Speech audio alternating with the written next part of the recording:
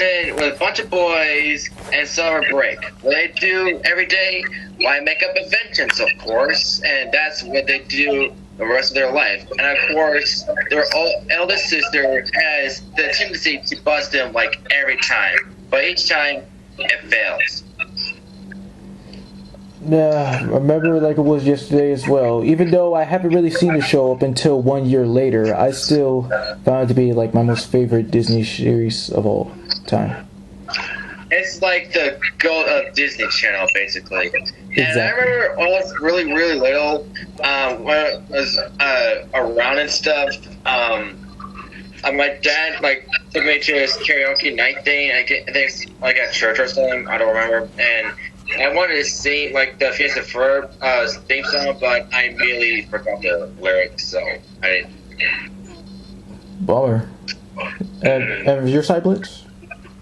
For me, yeah, this is like one of the best Disney shows ever. Like, this along with Mickey Mouse Clubhouse was like the main ones for me when I would used to watch it in Disney or Disney Junior. Ah, good That one. makes total sense. Yeah, and it's a great idea for this show to like have two, kids, making these cool inventions while they're at summer, and just bored out of their minds. But of course, they come up with great ideas. Of course. And I guess it can be almost a little bit relatable for that. It's kind of almost like when you have these friends that are like that one person that knows how to have fun no matter what, instead of just someone who just sits around and just does nothing, because you do want to have the time to make the most of it in life, especially like when you're a kid. Something to remember back on, And then we call it. I remember this one time I actually got some Phineas Ferb toys. It was Phineas, Perry the Platypus, and Candace, but she was in her astronaut suit. Really? So was it like a Burger King or Happy Meal toy? Oh no! From like somebody gave it to me. Oh, cool. I didn't know they have Phineas and Ferb toys. Oh yeah. For me, no, go ahead. No, go ahead. I was finished. For me, like when I went to the mall one time, I got this stuffed Perry the Platypus doll. I mean not doll, like stuffed animal. I would say, and that was pretty alright. I found it really cool. You're lucky. Well, how so? But yeah, of course. Other than that, they have this. Yeah, since you said that first. He had this pet platypus named Harry. He just lays along the ground until, like, when Phineas Ferb is not looking, he goes out and turns out he's an agent. And they always like say the most bad arse character in the entire show. Yes. And always questioning where's Perry, and then in the end of the episode they'd be like, "Hey, there's Perry." Yeah. So basically, what he does is he tries to defeat his arch nemesis, Dr. Doofenshmirtz. Yeah, which he has a plethora of backstories left and right. Yeah, Doofenshmirtz. Like, Oh yeah, we're not on characters yet. No, okay, yeah. But of course, the task he gets, Perry the Platypus, he gets it from Major Monogram and his assistant Carl. Yeah. And there's also other characters that we love and we also don't really like. We're not there yet. Of course, while all this is happening, Phineas Ferb are making their inventions. Then what Christian said earlier about Candace, like, she gets very annoyed when they're trying to do this, but at the end, she doesn't really know how to have fun until she gets into the fun. Well, yeah. I mean, jeez. No. I'm gonna save mine, but I'm just gonna say it's just freaking obnoxious. You know, like, why not just mind your own beeswax, for Christ's sake, or as a way to look out, which I might bring up again. It's a way of looking out. My only theory is maybe it's all too dangerous to her when they're doing these kinds of inventions, and that's why. That's what I just kind of said. There's a dark area. Here's the thing, though. Instead of like just busting, it's just like, hey, you can't do make all this. It's very dangerous and all. They should have went with that type of personality for Candace instead of like. wait, the hall monitor that you can't tell them what to do? I get you the sister, the older sister, but let them have fun in summer vacation for crying out Yeah, loud. that's one of those things I don't like about Candace is her creepy laugh. Yikes. Right.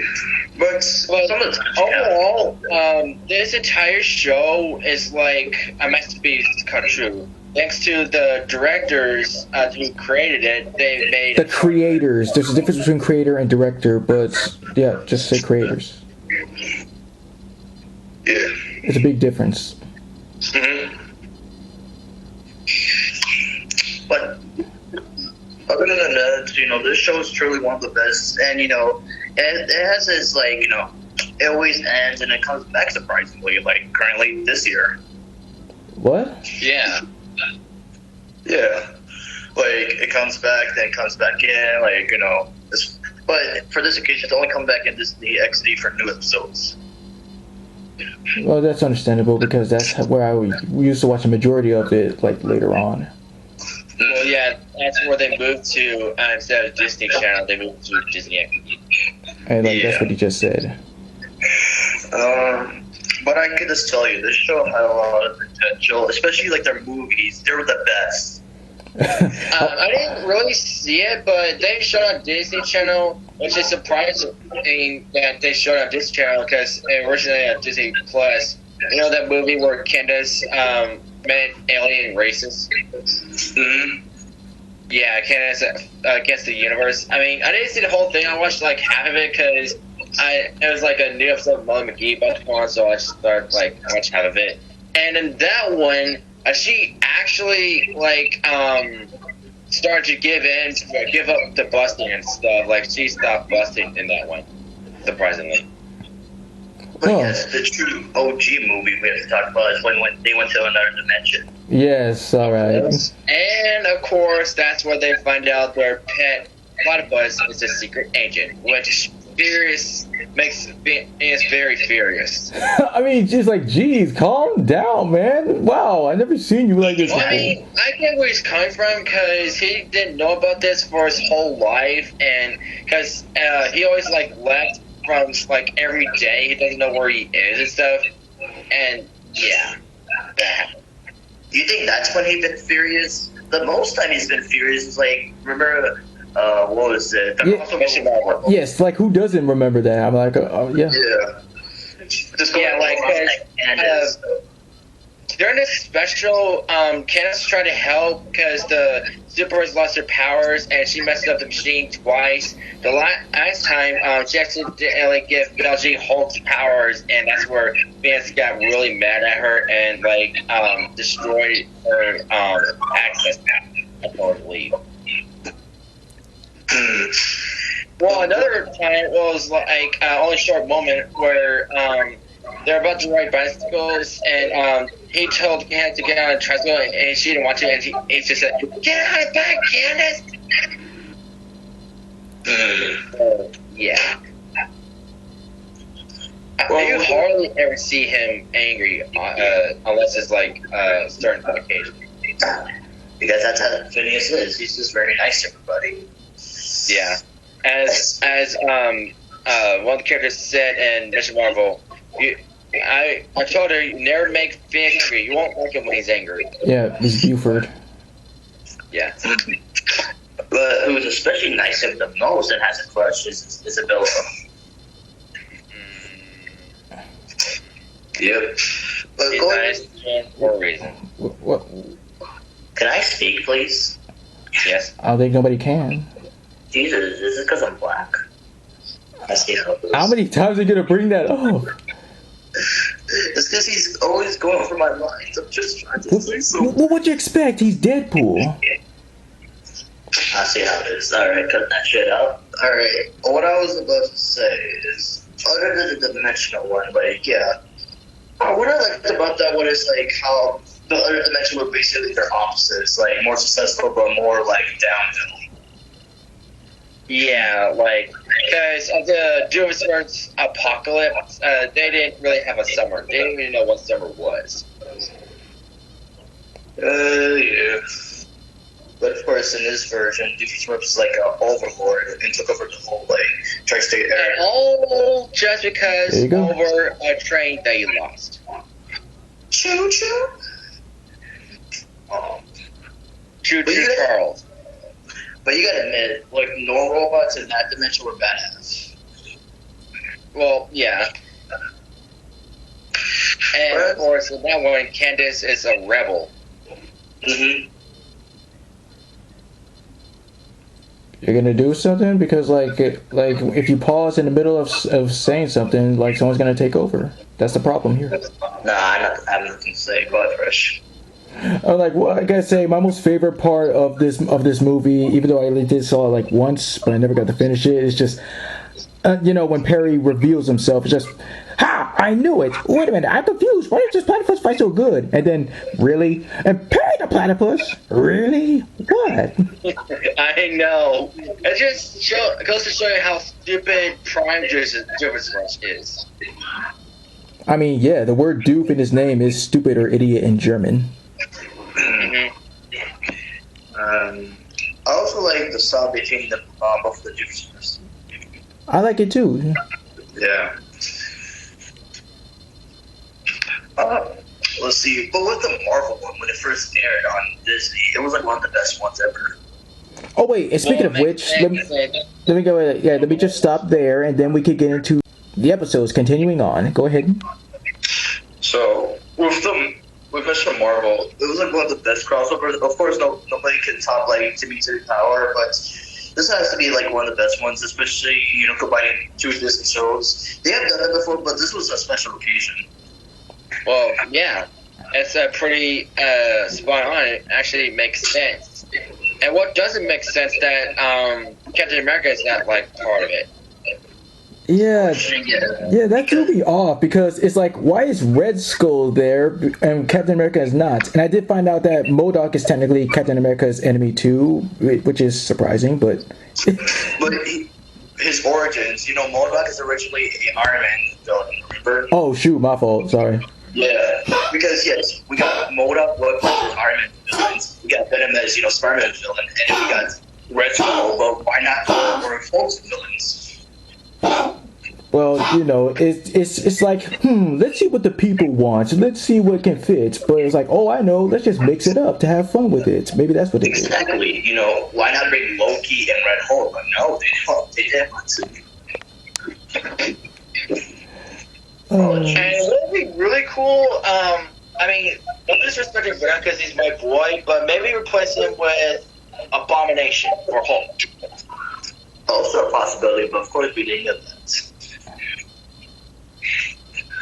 But you can't say anything about it, especially when Loki turned into the Hulk himself. Well, yeah. And it was the fight that was epic. You felt like you were there watching it. I know, Which they literally he's were. playing too. But yeah, very great crossover. I give it a fin. Of course, Infinity War. Okay. Yeah. But yeah, episodes. Let's talk about the first episode.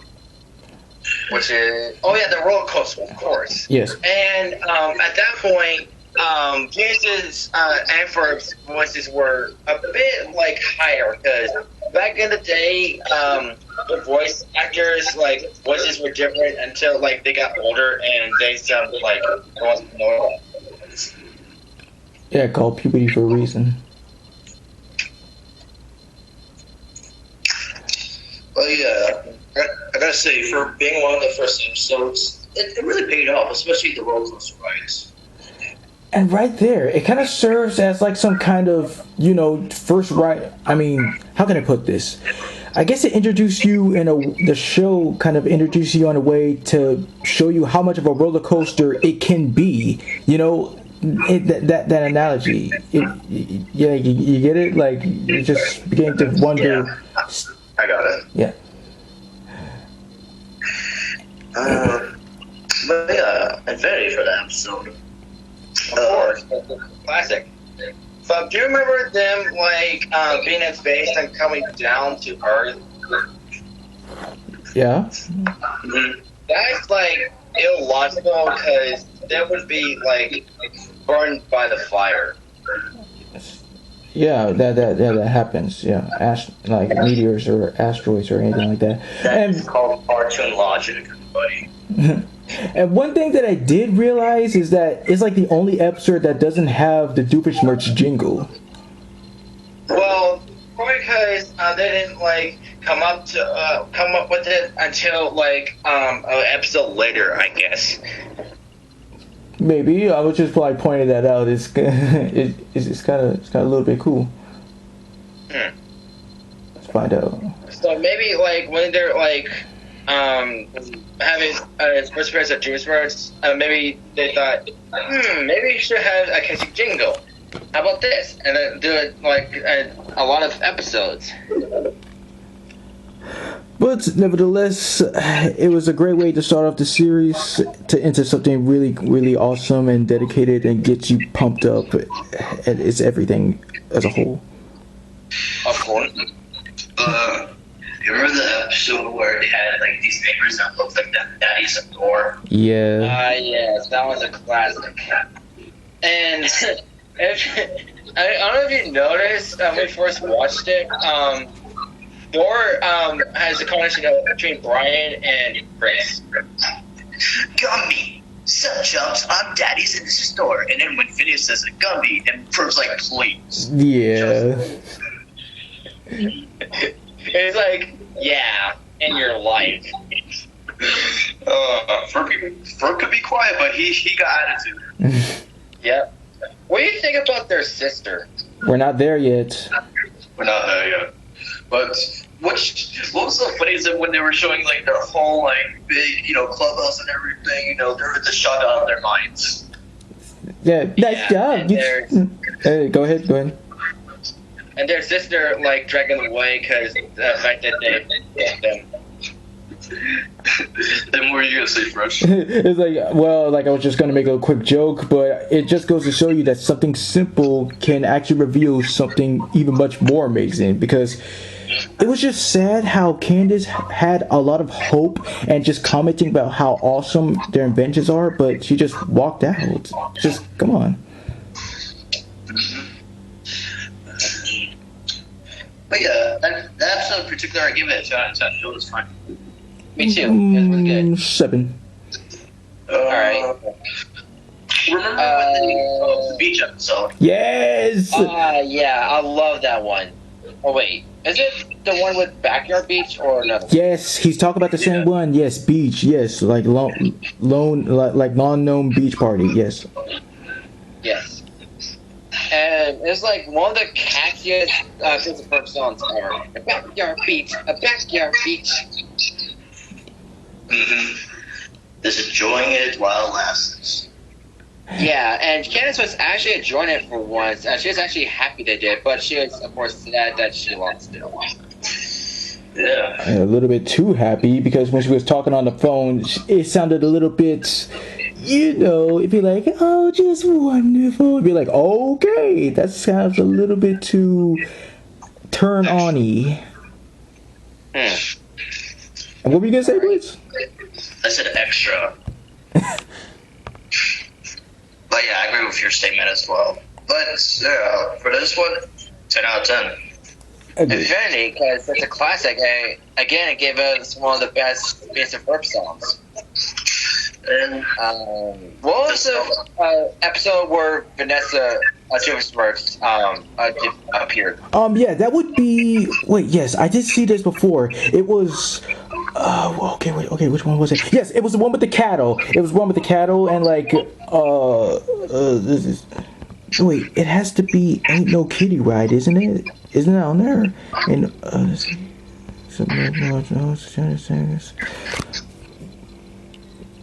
Great.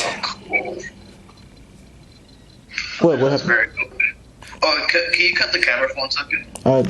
Okay, so I found it. The episode that Vanessa first appeared in was called The Magnificent Few. Interesting. But yes, Vanessa as Doofenshmirtz's daughter, yes. Although she hates what her dad does, every time, but it's all because of love. Come on, because Doofenshmirtz had a bad childhood. He just wants to make it better for her. Of course. And I'm glad he's doing it because, his parents were a bunch of a-holes. This, favoring his brother Roger. It's just goddamn ridiculous. It's even sad because didn't show up at his birthday party, didn't show up for his birth, making him a gnome, and losing his only friend, Balloony. Yeah. They should be reported to child services. I mean, the village he was from, they didn't have such things. Well, in modern time, they will be. Well, they can't do it now because he's an adult, so it would have really worked today. Okay, yeah, but still, they should be reported. But what are your thoughts on the character herself, Vanessa? We're not there. Not there yet. Sorry. Well, we are talking about it, right? Okay, yeah, an episode that you both like. Yes, the golf episode. I didn't really see the entire thing. I just saw clips of it. But yes, there is a reason that we love it. So in this episode, Candace somehow is sick, so she hired Stacy, her best friend, to see what the boys are up to. And what they're up to is making a golf course disco style. And I don't know, I wonder, because in one scene, there's because she's trying to get out of her room, and there's a speaker in there. I was wondering why is there a speaker there? Who knows? I mean, something that people don't use really that much. That's what happens these days. Let's see. Wasn't a good episode. Well, for me, the biggest one is, dude, we're getting the band back together. Yes. That's one of the rare moments that Candace decided to help her brothers instead of busting them. For once, yes. For once in your life, just make up for something. Yeah. And it's a good thing she helped, too. And, I did one of the best songs ever. It was Ain't Got No Rhythm. Yeah, we'll say that for the song sections of this review, and Blitz is out for a second. Okay, nice. Alright, have you you remember, dude, we're getting the band back together, Blitz? Yeah, I was about to mention that one. It was a really cool episode, especially the awesome music, and especially this trying to do something special for their parents. Yes, and yeah, it's just really awesome, and that's the main reason, of course, for again the band back together, because Love Handle was the key point to on the dates for their parents. Well, it's actually their anniversary. That's what makes it even much more special. Yes. But it was really nice, and out of all the band members, which one's your most favorite? Bobby. Oh, that's a good one. Okay. The dude with the gray hair. Okay, I got you. What? No, that's Swampy. Oh. Bobby. Yeah, Bobby Fabulous, the dude with the white wig that looks like That's what I mean. The one with the gray hair. I should have said white hair, but What is? Are you serious right now? Bobby's Fabulous, voiced by Carl Sass Rocky, the one with the glass. I'm even though two of them have glasses, the glasses and white hair. Really, do you not know what white and gray look like? I just messed up. Okay, I figured out who I can be for Chainsaw Taylor, Overload from Teen Titans. Alright. My favorite, of course, Danny. He's pretty cool. And yeah, I did find out something cool about him, which we will discuss later on. Yeah. For that episode, particularly Cindy, he was one of the best. Exactly. A two-way episode. One is Bubble Boy, where they create a giant bubble with flow in it, and then a follow-up with as well on the Fireside Girls' point of view, which is my most favorite. What did you thought about that episode? Never really saw it before. Well, main reason I like it because of the Sonus scene, which is the Fireside Girl anthem. I just thought it was pretty catchy. You ever seen those episodes where they're on the road to like any road trips or anything?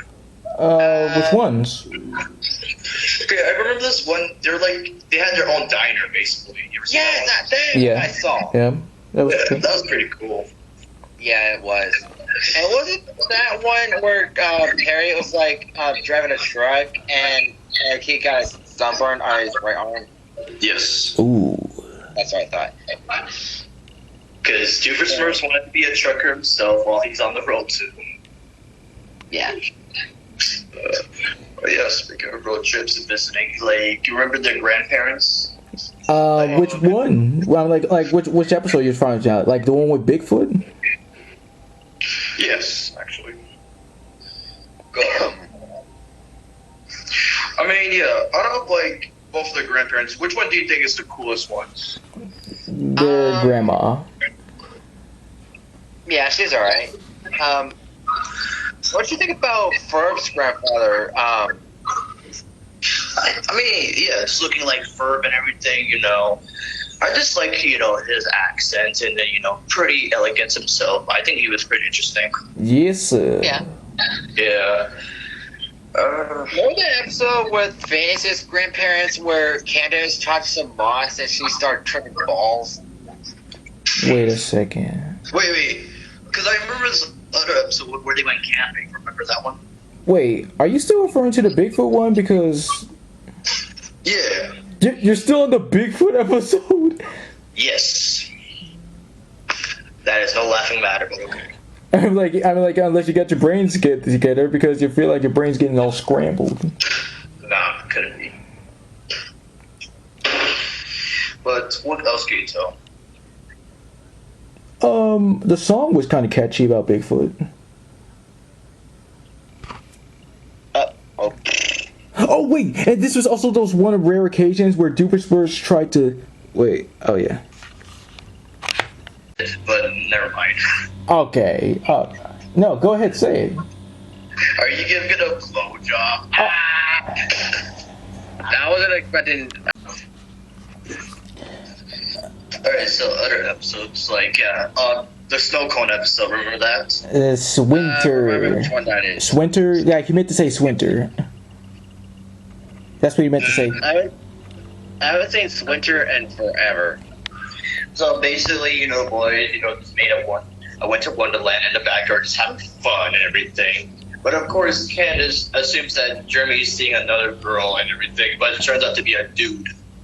With blonde hair. Yes. Yeah, that's the thing though in real life. Like, guys with blonde hairs, it's like very confusing. Like, if they have their back turned and some guy thinks it's a girl and turns out to be a guy, that's a problem. Yeah, that was a major problem when I saw the movie Room with Brie Larson and Jacob Tremblay. I was like, people keep confusing him for a girl because of his long hair. And movie Master of Disguise, Dan Carvey's character and Harold Gold's character are like saying that this supposed fat woman would be great for his girlfriend, and turns around to turn out to be a dude. But anywho, oh yeah, go I was ahead. about to make a comparison. Yeah, go It ahead. reminds me of this one Nicky, Ricky, Dicky, and Don episode where they were trying to sneak into this hotel room. They were trying to ask like one of the workers there. They assumed she was a lady, but it turned out to be a dude with a ponytail. Oh, yeah.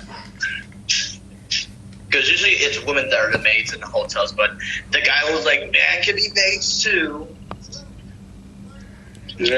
Weird. But go on. What's another good episode that can be mentioned? Grease, Grease Lightning. Yeah, that race, the chariot race. Remember that one? Yeah. Well, I do remember mentioning it in my Vincent Ferb Moment stream, but the episode itself I don't really remember. Oh, But, of course, we can't forget the one where Candace got squirrels in her pants. of course, yeah. Sip. It's zip, everybody. Squirrels in my pants. S-I-M-P, squirrels in my pants. And the fact that it was Charles Slatter and Lamar singing that. Oh, sorry, you were both talking at the same time. What was that again? It was Phil Lamar and Charlie Slatter that was voicing, playing those dudes. Yeah. Yeah, that's what I was trying to say. That one singer was Philip Moore, but I forgot who the other dude was. But I think it was Firefly. Yeah. But yeah, that's another thing you have to worry about is Jeremy's little sister, little Susie. Yeah, like she'll do anything to get rid of Candace, but of course she got her colors revealed in the episode where the Juicers had a truth innator thing, and she got zapped by it, and she started telling the truth. Mm-hmm. And the one episode, I guess you could say kind of nice to her when she had to babysit Susie, and she was questioning why he's not doing, things to her, and she's like, so he only does that when Jeremy's around, like, because, she likes her brother. That's bullshit.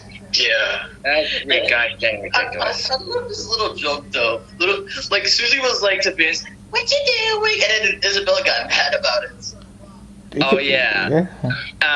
There's this one episode, I don't know what it was, Jerry's like out of state, and she's like calling like a different time, and she's like, what you doing? And Isabella's like reading newspapers like, wait, who's saying my catchphrase?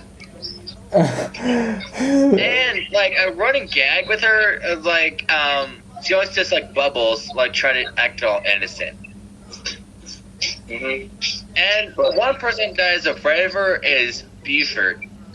Yeah, the biggest bully of all time, but scared of a little girl that does many things. Goddamn. Yep. Imagine what the other bullies say when they find this out. I mean, they already did. Like, I agree with that guy. I'm scared of that little girl too. But speaking of Buford, remember that feud that him and Phineas had, like, especially Buford? Is that the one where they started thumb wrestling? Yeah. I was just about to mention that one. It was like a very famous boxer. I forgot what his name was. Yeah, it don't really kind of matter that much, but but the ending. Go ahead. The scene that took it really too far is like with Phineas' finger turning all red and I was like, ooh, man. And remember that one scene where Ferb did that Vulcan neck grip and knocked out Buford. It's like, Ferb! Well, he was getting on my nerves. Getting in my face. Oh yeah. That was close. Also, check out what I just found. Let's see, another. Oh. Remember when they made this time travel thing that, goes to the future? Yes. Not really the future. I think you mean like in Dinosaur World. No, because remember they met up with, future Candace? Oh, okay. Yeah. That's what I meant. And the fact that she has future kids of her own. Even her daughter that resembles her. Yeah, I was surprised that one of her sons were voiced by that particular Nickelodeon star, but I'll get to that later. Okay, and I love the fact that when she mentioned Aunt Israel, I was like, Aunt Israel, that means I'm married Phineas, and Candace mentioned or Ferb, and then Ferb's like, what? Candace has a good point. I mean, who knows? She might be married to either Phineas or Ferb. Who knows? But that was debunked because of the episode where everybody was grown up in, the college. Oh, another good episode though. Yeah, seeing them all growing up, and especially with Belgium. Like at first he had a dull voice, but it turned out to be a cough.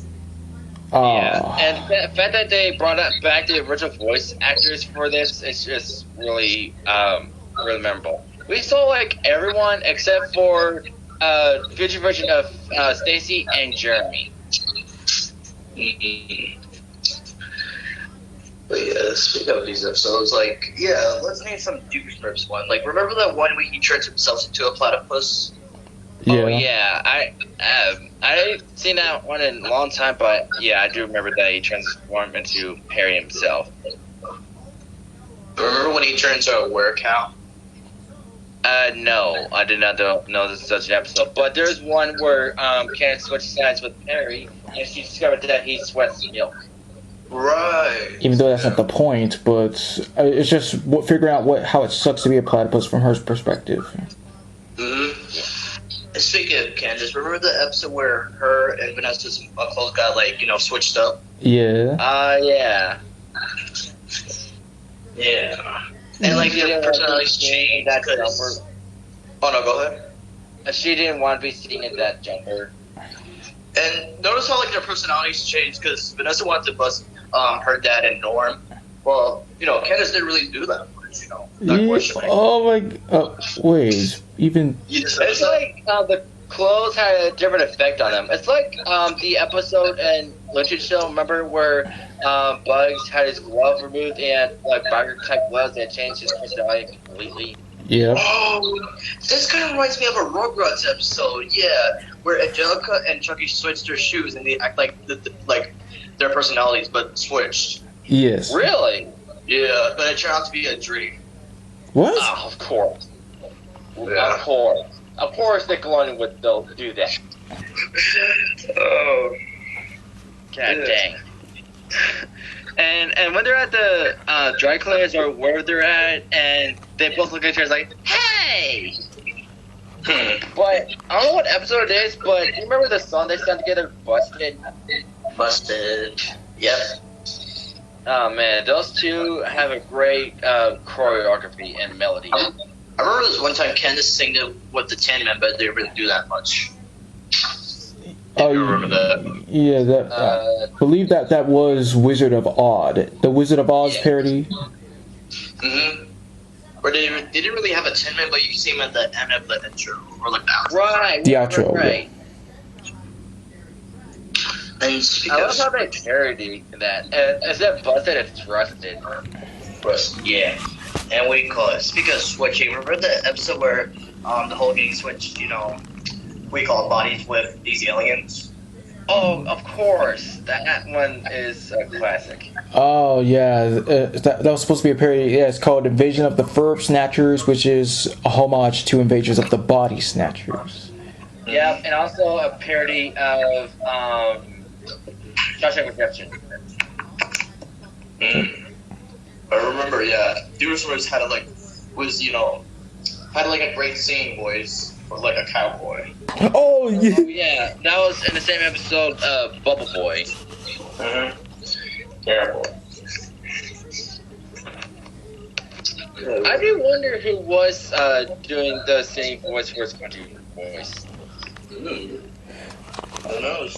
Maybe it could be the actor himself, because he has a lot of dislikes. I don't know, but it reminds me of this one episode of Batman Brother the Bold where you probably don't know who Vigilante is, but he has like a cowboy outfit. Who doesn't know Vigilante? Well, and this one he's supposed to be John DiMaggio, and boy can he sing. Are you questioning about John DiMaggio singing now? Hello, remember with Jake?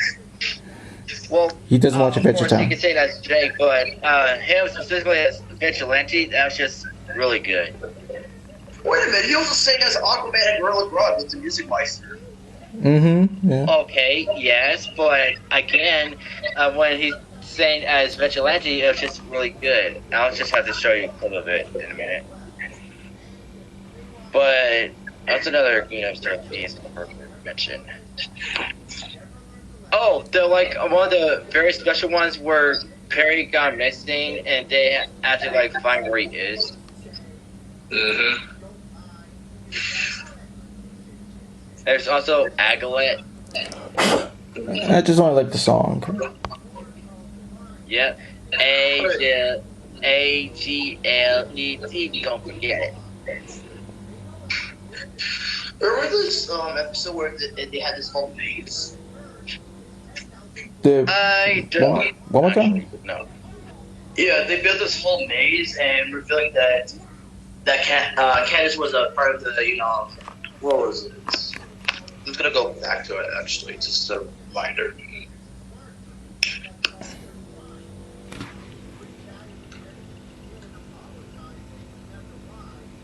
Revealing that she was actually, when she was little, she was a fireside girl. Oh, right. And there's also one episode where she actually joined the Fireside Girls again. Mm-hmm. But this one, it was a whole maze, and she was trying to train this little girl who wanted to join the Fireside Girls. And then Isabel's getting all that and stuff because she was supposed to do it, not Candace. Oh, jeez. Yeah, so. What was the episode called? I don't know, but it was probably amazing. Get it? Right, like I never heard that one before. Let's see. Wait, what was one that had? It's called We Call It a Maze. Of course it would. Of course it would go. No, wait. Now, what was one that I had in mind, but I lost it? Remember this one where Davis Rush invented a boot invention to help him with family's soccer game? Yeah, and like it almost seemed. Oh wait, that was the same one as the Treehouse. Thaddeus and Thor. Yeah, that's the same one. Yeah. You're out. Roger! You make me so proud. This time she still wore that dress she did for the flashbacks. Wait a minute. Yeah, speaking of Roger, remember that one? Because I believe, Stupid Story was pitching this idea to this guy. And I believe the story is with Roger being a werewolf, remember? I'm not sure. Wait, what the hell? You're not sure? No. Do you remember the car wash one? Yes, that was a good one too. It was.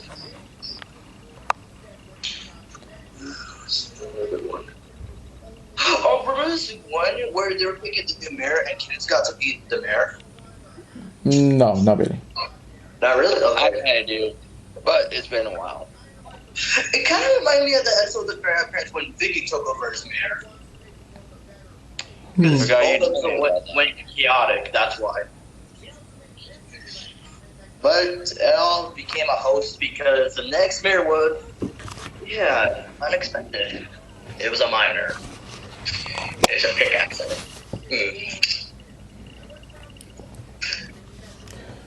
Oh yeah, you remember the one where Phineas and Ferb accidentally get into Candace's body when she ate that grilled cheese and into a mini Oh submarine? yeah, who doesn't remember that? Because Isabel's Chihuahua Pinky ate her sash, and that's what was planned to be, but of course she grabbed that one, and yeah. Who's this Isabel? I never heard of her. Huh? Did you say Isabel? Who's Isabel? It was Isaac. Oh my, Eisenberg. No, I'm just kidding. Man, you need to get your parents checked. No. You clearly did say you pronounced her name weirdly. Yeah, that's why. It's weird, man. It's like weird. Oh. Again.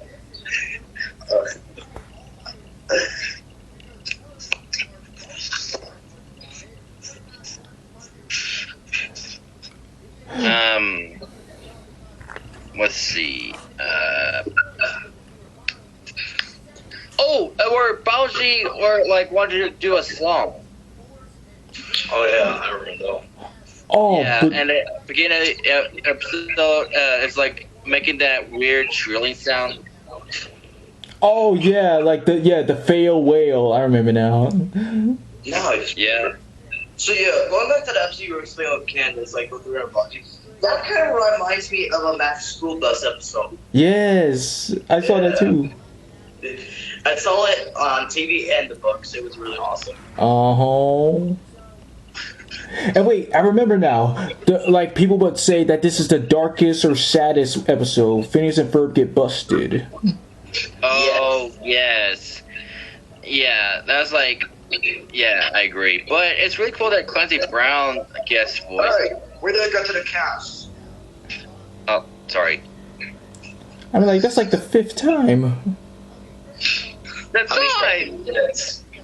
How many strikes does he get? He really blew 3. Yeah. But I gotta agree with that. General was like, of course it's gonna be straight, especially, and then, the scene Belgian next to them, of course she's I mean, just he just because he got kicked out because his grades were too high. What is being smart illegal or something? It's so illegal to checking it. But And as it turns out, it was all a dream. Or a dream within a dream, because we're also Perry was dreaming about how his secret identity was like got out, and everyone else had to be like relocated and stuff like that. Yeah. Oh yeah. Speaking of that, yeah, with the dementia movie, yeah, explaining about the origins of how they got married. That was something. yeah. Oh yeah, And the that's fact that the lady that was like owning the pet store was actually Carl in disguise. Mm-hmm. And what do you call it? Originally, his name wasn't gonna be Perry. It was supposed to be something else. What was it? I think it started with a B. Was it? Let me check it out.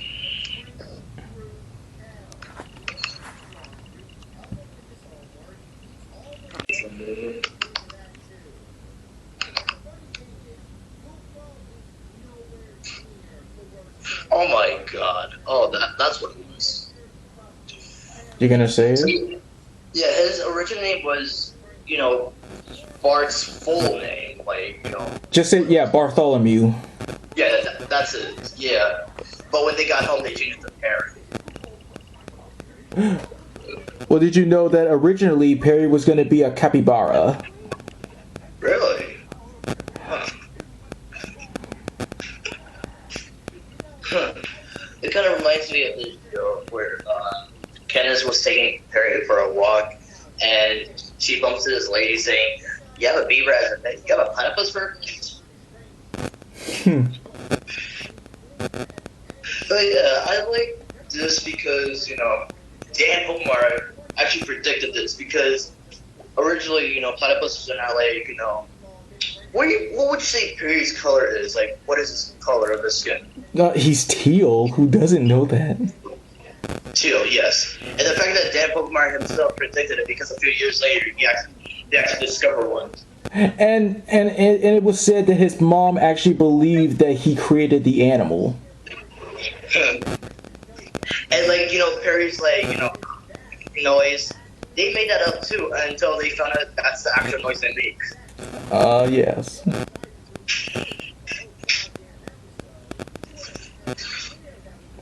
Also, is how Deadpool Mario, improvised a little bit, especially when Candace got that peanut allergy. Are you sure he did improvise? Because, or you mean to say how it was cool that he served as her allergy-infected voice?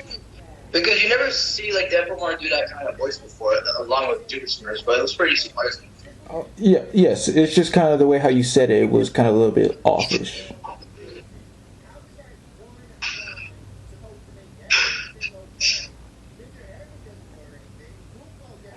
Let's see. Any more ideas for episodes, or we just?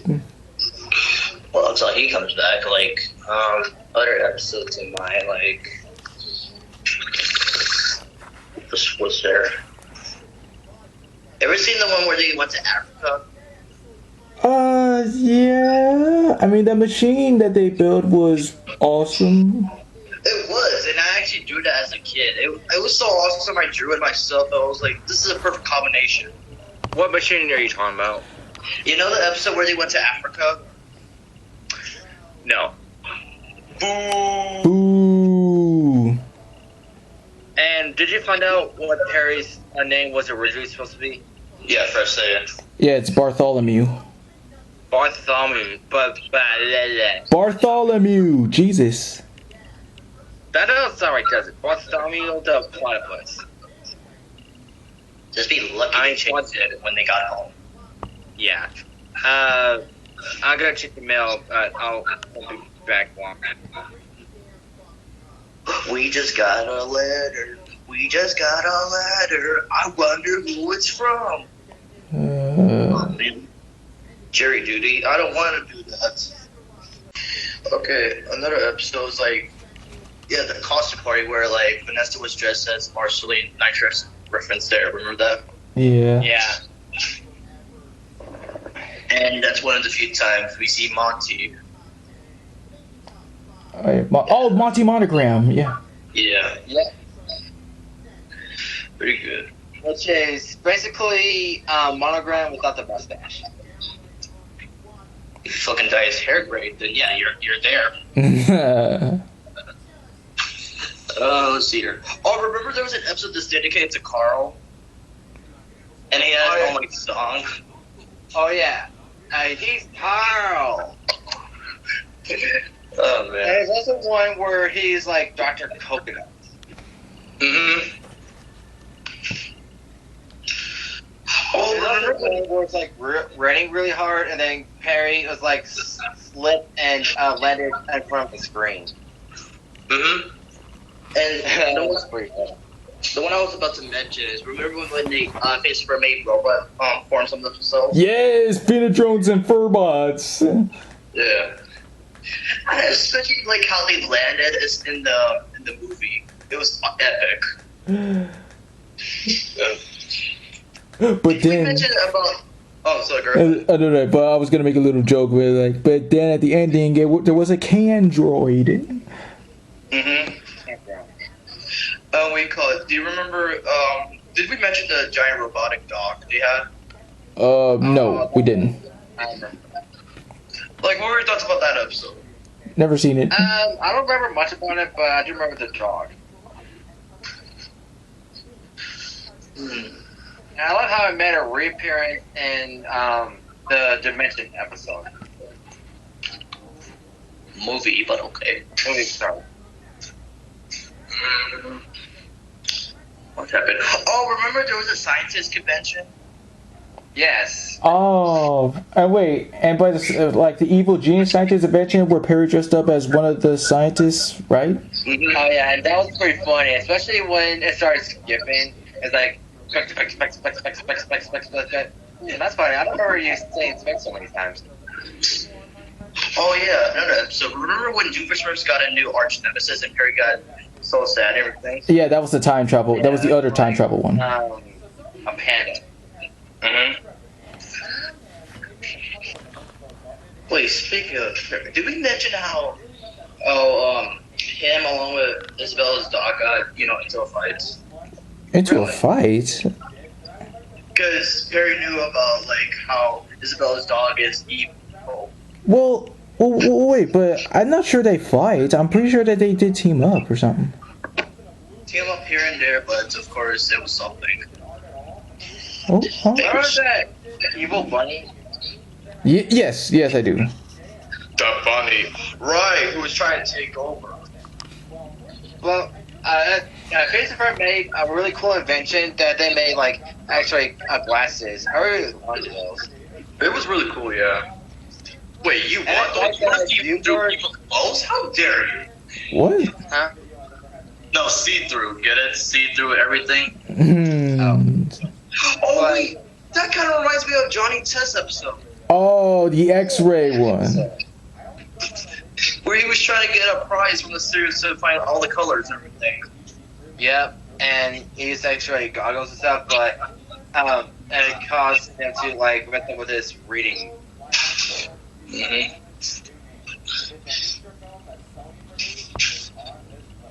And there's a scene where when they're testing out their glasses, Buford was like on his stomach, and apparently there's like different kinds of junk in there. You remember the caveman one? Yes. That was pretty good, I must say. Even though, caveman like you can still understand what they were saying. And also on the episode after that, it was the most emotional one, I gotta say, with Buford trying to find his lost goldfish. Oh yeah. I forgot about that one actually. And like he saved his goldfish from a giant squid. Mm-hmm. There's also the one where they made an airplane out of paper mache. Yes, that was cool And the too. fact that Balashi made a entire pack of peanuts into chicken. Mm-hmm.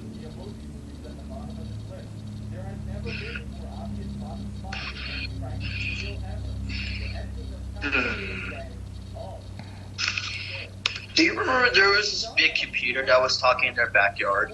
Yes, I do remember that one.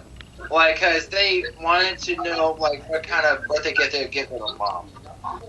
That one. Like if you could have said that at first, then I would have got it. But yeah, that was really heartwarming. Yeah. And boy, Linda had a very bad hair day. Mm-hmm. Which one is it? Oh yeah, remember when they had the best sick day ever? Yeah, just Yeah. laying in bed playing video games together. And oh, right, that's the same episode. It was like, there's a platypus controlling me. Yeah, because of the helmet and the fact that his hands are glued to records. Literally. And it was not really a great song, but it's still like one of the best songs according to Watch Mojo. We could. So you remember Irving, right? Yeah. Well, who doesn't? So we call his him. little stalker. Remember he had this friend named Albert who didn't believe his stories about Phineas and Ferb? You I mean? thought it was his brother. Yeah, that's his brother, dude. Really? That's not what it. Okay. So I don't know what the episodes are saying here because I'm looking at their official episodes. Oh. So Okay. they put that- Well, you know how freaked up the internet is. Sometimes they can get stuff organized and sometimes they don't. But yeah, his brother, he could be a little bit, an ass. Yeah, he is really ridiculous. Check this out. Guys, Weird Al Yankovic is that character.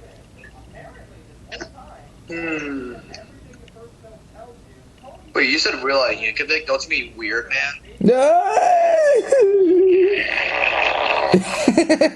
Oh my god, you turned him into Beast. You want to say anything else about Weird Al Yankovic, or are you done? No, because I know you're gonna do something else if I say anything else. Say what? I'm not saying anything else. Weird. Say what? Weird. Okay. Weird.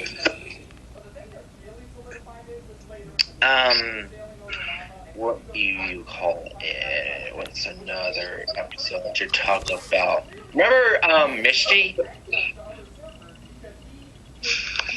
Scoozy? Baljeet's old mate. Right. Yeah, that was something else. Yeah, and in the IGH episode, when Baljeet mentioned her, Ginger was very jealous. Oh, we got. Remember the episode? Wait, I think we mentioned one of the episodes, but do you remember the one where Buford and Belcher have to watch Perry? No. Oh, yes. Yeah. I actually forgot about the thing. And like. Oh, yeah. there was- I know I had to bring this up, but have you heard that the singer of Dale died the other day? Singer. Singer from. Who? You know, Dale. Oh, damn. Yeah. Oh, yeah. The casting characters. Okay. Yes. First, we come with Vincent Martell, the voice of Phineas. Yeah. Yes, which is my introduction to him. Same here. Exactly. And the fact that he still can maintain that voice over the years, and he's a full adult, he can still do the voice, surprisingly. Well, yeah, it just freaking surprised me. I really thought that Phineas was his actual speaking voice, but knowing that he can actually do it, it will blow me the freak away. And other stuff you may recognize. Yeah, Vincent is that he was in Everybody Hates Chris, where he plays Chris's best friend, Greg. Yes. And we call it, I believe, did he play Red Hood? Wait, but I'm pretty. Death and Family, yeah, with Johnny Matthews, Joker. Yeah. And apparently, Jason Todd had other identities like Red Robin, Regular Robin, and Hush. Yeah, that was surprising from Vincent. Oh yes, sir. Oh wait, I'm pretty sure. Wait, wasn't he also in Batman: The Brave and the Bold? No, he wasn't. But he wasn't under the Red Hood as like Red Robin. And let's see. Of course, He's he's also in also Mother Murphy's Law. yes. I mean, that's just reprising Phineas, but yeah. No, he plays a different character. Okay. You read about that Fresh because of the crossover? He plays another character named Bradley. Okay. I mean, like, well, I just kind of like missed it a little bit. It's just stuff happens. That's all right. But overall, like, I just admire just how optimistic Phineas can be, just always trying to look on the bright side in order to just have fun whenever way he can. It's on the same level as SpongeBob, but even much more better handled because he doesn't go out of his way to just annoy the freak out of everybody. He's just motivated by fun. Of course. Hey, Ferb, I know what you're gonna do today. Let's see. Wait, what else was there? Oh yeah, it also makes sense that he was the very first character created for this show, and Really? yeah, and let's see. Oh yeah. He was first designed on a piece of napkin as well. What? Yeah. Really? Yeah. Huh. How about that? And also like he was. What was it? Oh, since you mentioned that picture, I like how everybody in the comments in every like Donkey Kong video, they'd be like, "Donkey's alive?" Oh yeah, because of that meme. Yeah. But I just appreciate Vincent's work and keep it on because I know he does this thing on the internet called cameos where he basically people pay him to do the Phineas Ferb or anything else to just show his honor. Well, no doubt. He really did deserve. He really did like rocked our world. Mm-hmm. Olsen has passed being in Venom 3 was not going to play Mobius. Oh, okay, I see. Ferb's actor, go ahead, Fresh. Yeah, Thomas Brody Sangster. Like, this is where, casting can get complicated. And when I say casting, I mean whether the voice cast can record all in the same room or separately. Like, they do this separately because, since, like, Ferb... since Thomas records all of his dialogue all the way in freaking Britain because, well, it's obvious. Yeah. And, let's see, other stuff that he's been in, of course, was, like, The Maze Runner, and, what else was there? Didn't he do a movie with Liam Neeson? I'm pretty sure he did. Wait. Oh yeah, there was this Christmas movie, Love Actually, where he plays this boy who's trying to impress this girl by playing the drums, which is ironic because that girl he was trying to impress was played by Olivia Olson. Cool. That's funny. Love interest. But yeah, he's one of those actors that like age like fine wine. She's aging like milk. Good one. If you didn't get that joke, that was from Jeff Dunn-Blitz. Okay, got you. Anything else from Thomas? Well, that's all really that I really know about him. But I'm just gonna say he's an interesting dude, but it's kind of a little bit of a waste of his talent since Ferb doesn't really speak that much. Only at certain points, it's just. I'm like, dude, are you cool with that? Like, are you cool to just say just one line of dialogue? Well, remember that one episode where they lost their gecko and the fact that he somehow turned big and he did that speech? First, he was a chameleon, and second, that was good. And at your age, he actually spoke more, surprisingly. And that's what I like about Ferb. Even though he might be quiet, he's still just intelligent, just as Phineas, and always up to throw one-liners here and there. You know what they say about quiet guys? You know what they say? What do you say? What? They get all the ladies. But yeah, also appreciating his work. For him and Vincent, I give them both infinity. Agreed. Of course. Next up, Ashley Tisdale.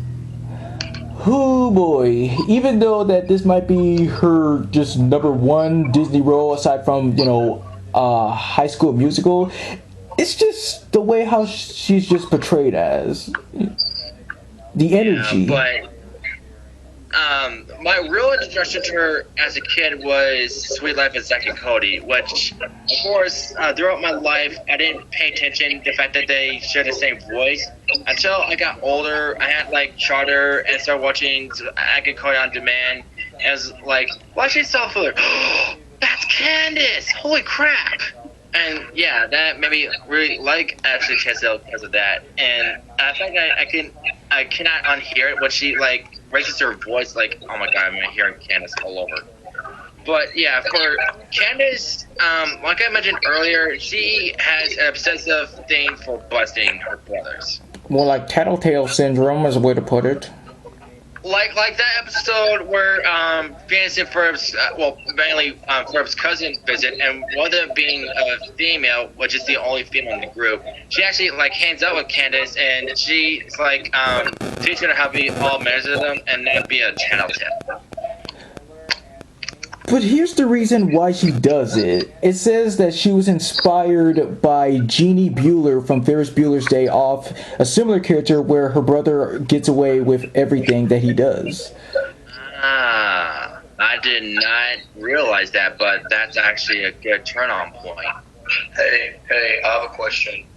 What? I have a question. So, when you get J.K. Simmons, Josh Peck, and Thomas Hayden Church, what do you get? Aliens in the attic. Yeah. Yep. yes, right. Yeah, I see where you get that. Because Ashley Tisdale was there too. Like, she played the sister who had this dreamy boyfriend. It's like, oh yes, he's the best ever. But turns out that he's not really what he seems. He's not actually a college student. He's a grown man, and it's just... Ugh. Yep. That's how girls are. They'll fall for any hot guy, either with a cute face or if their shirt's off, their sexy abs. No. It's not her fault. It's the dude lying to her. He's an a-hole. Yeah, I know, but that's how the way girls are. What's so cool is to find out that her and her co-star Austin Butler are distant cousins. No. Cool. They are. Huh. Wow. Who would know? Don't you mean wow? Oh, shush. You didn't say it right. Oh, wow. Ka-chow! Well, yes. Anything more about Candace? Well, yeah, despite her flaws as being, a tattletale and everything, she's still likable and still cares for her brothers nevertheless. Yes. People, some fans find her cute, but in some cases, like, they just make her ugly for no reason. Like, whenever she takes some pictures, and she makes, like, these weird faces. Yeah, I mean, just, like, the most disturbing one, of course... Oh, wait. I mean, it was scary in the the switcheroo episode with Perry, but... the most, freaky ones would have to be... the Fast and the Phineas, when she was calling out Phineas' name, I was like, ew. Oh, yeah. And then Doubletron's like, right there. Like, come on. Don't embarrass her like that. Oh, wait, but yes. What's really interesting is that she serves as the butt monkey of the show, always suffering from, like... Her misfortunes and abuse is supposed to be, like, funny for viewers. She's like the Wile E. Coyote of this show. Yeah, because she somehow survives any injury that she comes across with. And, of course, her iconic gag about her is her screaming. Like, remember that episode where she was learning how to drive and she was mentioning to Stacey that she kept running in between trash cans? Well, yeah, like twice. Yeah. And she was like in a monster truck rally. Yeah. Other interesting stuff includes that she was originally going to be blonde like Ashley Tisdale as well.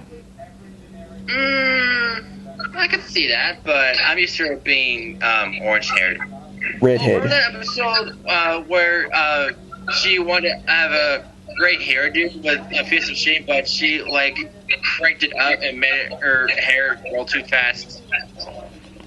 Why do I feel like I do? Like, so it's a similar episode to what happened to Susan and Mary one time. Yes, that I remember, and they end up turning each other to mammoths. No, mistaken for a mammoth dodo. Yeah. Well, it is starting with that because the monkey was trying to get out. First, it was a vacuum cleaner, but it turned out stuck in there like a trunk, and it two size got stuck in there like trucks. Tusks. That's what I said, trucks. Okay, well, it just kind of sounded a little bit off here on this corner. Oh, and she is obsessed with Ducky Mama. And Jeremy, of course. Nobody can forget that. Well, yeah. Oh wait, yeah. Other interesting stuff I remember is like, she's lactose intolerant, but in the episode where Phineas and Ferb accidentally go in her body, she's seen eating cereal and eating a grilled cheese. It's bizarre. What's up with that? You know they have products for that, substitutes. Oh, I'm sorry, what? there's a They have substitute. substitutes, like people that can't have dairy products, you have substitutes for them. And like other stuff I do remember is that she's 5'8" and her middle name is Gertrude. Really? Oh, speaking of height-wise, remember that she was accidentally turned into a giant? Oh yeah, and the backyard aquarium episode afterwards. Never forget that. Yeah, and the only way to like get her to turn back to normal because the planet's got like grow. Yeah, that was convenient. Any other opinions on her? Even though she is very antagonistic, she's still a great character. Actually, Chisel did really good on. I give her a 9. Yeah, 9. Yeah. Alright, now we get into, yes, Steve Riley Baker's Perry. Yep. Perry! Yeah, one of the more easier ones for him, other than Dopey, which later came on like 7D, but all you had to do is just make those chattering noises. Yep. Which almost sounds like the Predator. It's exactly what one dude said, like when he was doing impressions. Like I know this guy, like Joshua, he said that it was a comparison of Predator, Mama, Perry, and what else was there? Like Predator, Mama, Perry, and I can't remember the last one. Wait, why'd you say Mama? Because yes, it's a movie, a horror movie. Ever heard of it? Yes, I have. But what's that have to do? Because of the way, Jesus, is this obvious? The creature, the villain, Mama, that's the sound that she made? He said that? Oh, I didn't know she made that sound. But anyway, Perry is a really cool character. In fact, he's the only character in the series to appear in every episode. Yeah. Well, it makes sense because he's basically the mascot. Does it, like, any other something? Well, like his entrances, like, what's your favorite entrance of his? Favorite one. Can't decide. They're all too good. Well, this one I feel bad because the whole time he wore a hole over his head after that one incident, and he couldn't get in there. And Blitz, you? My favorite entrance. Can I also say my favorite entrance when he enters Jupiter Nerd's like apartment? Can I say that? Yeah, okay. Like every time, like I don't know how Jupiter gets fooled every day. He's like a platypus, Perry the platypus. You know, this guy's a worker basically. Or a plumber. I remember that one. Mm-hmm. A plumber? A platypus plumber? Perry the platypus plumber? Perry the platypus! Exactly. That became a meme too. Yeah, and especially Dan Pomar doing it in his TikTok. And there's also one where Perry got his butt stuck in his door. Mm-hmm. And there's also one where this was trying to trick Perry with the widow trick, and then Perry like kicked him. Apparently, the one that's supposed to like got tricked was a dummy. But I gotta say, Perry's also clever and wise about what he does with his actions. Especially remember the episode with doing first with chocolates? Yes. No. No. Wow. Okay. So yeah, basically, he blasted him with some chocolate, right? And he was sick as a chocolate, but afterwards he chewed himself out of the chocolates.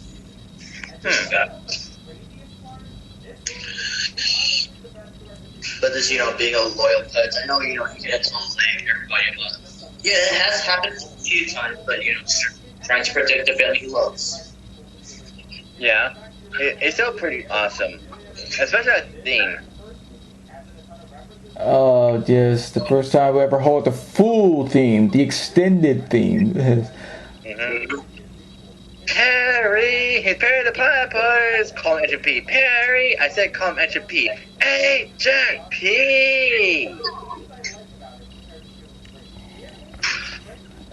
Yeah, really great. Alright then. Next up, we got both the creators, Dan Fulmar and Jeff Spuffy Morris, voicing Dr. Heinz, Stuart First, and Major Monogram. Yeah, Dan Fulmar giving the Jezros a very puberty voice. I guess that's how you would describe it. What? What? Puberty? Jesus. What are you even saying? Like high cracking voice. Yeah, just say that. But, I just have to thank both of them for making one of the best Disney shows out there, and especially them being one of the few creators to voice their show. Yes, like Alex Church and Gravity Falls. That's it? That's all you're going to say? Anybody else? No, okay, gotcha. Okay, let me help out too. Yes, JG Quintel with regular show, Third Van Orman with Flapjack, and let's see, like other different ones. Oh yeah, Butch Hartman here and there on his shows. Paddington and Ward with Adventure Time. Yes. And then Uncle Grandpa. Yes. Yes. Trey Park and Matt Stone. Yes. Seth MacFarlane. Yes. Perfect example. What's another good example? Well, those are the ones that I think are full on instead of just, hey, let me just do this one time. Yeah, that was fun, but it's not mine. Well, yeah, with Doomsmer's backstory, you can't really blame him. It's like one of those villains. Do you say, is he pure evil or just broken? He's just broken. Well, of course, because his parents, like I mentioned earlier, are complete a-holes. Like when Blitz mentioned before, like making him a gnome since someone took away the gnomes and he had no friends, and not allowed me to swim in the pool or what else? He was made to. His parents forced him to wear a dress. Oh yeah, I do remember that. And but all of this, just because of his child, you can't really blame him for being a villain today. But again, he's just, very nice to, others very nice to him. Even though, he's trying to do his best for his daughter, he just goes all out. I don't blame him. Exactly.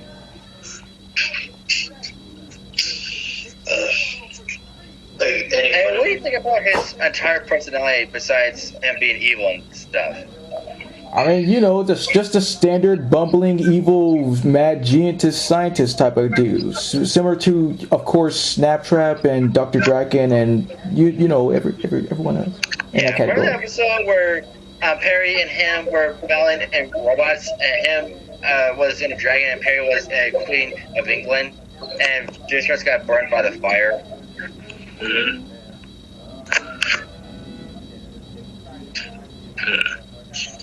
But you guys, other than that, he's just an awesome guy because he does have his moments. And there's a theory that Jim Soros might be Phineas' father. Right, there it is. But Dan Fulmar says that's not true.